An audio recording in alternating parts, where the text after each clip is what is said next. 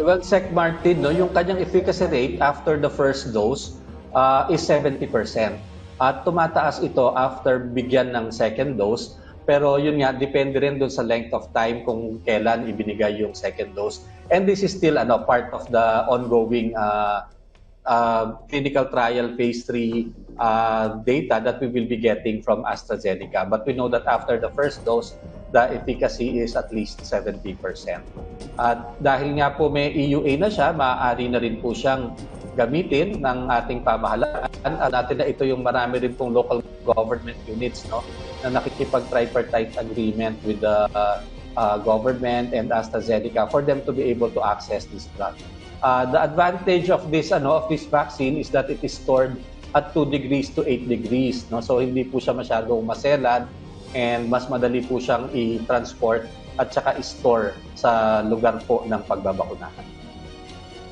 Okay, Doc, meron pong meron pong iba't ibang paliwanag, for example, efficacy rate 70%, na nangangahulugan na hindi ka mahawa nung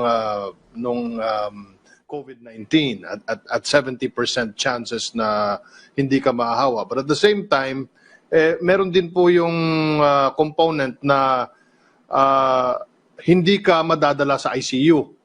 Pwede mo po bang ipaliwanag sa ating mga kababayan? Kasi magkaiba po yung mahawa at magkaiba rin po yung pag nahawa ka ay madadala ka sa ICU. Oo, totoo yun, Sec Martin, no? In fact, yung data naman ng AstraZeneca shows that it is very good in preventing severe COVID-19. Halos 100% din. Kaya lang syempre medyo maliit pa yung datos nila at ma-update pa yan as we get more data on the people who are included in the clinical trial.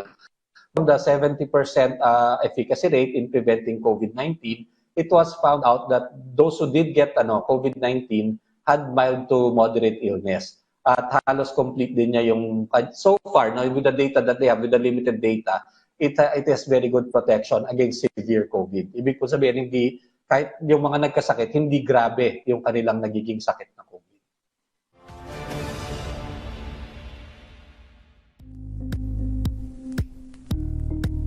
Thank you for watching Politico TV. Please like and subscribe to our channel for more videos.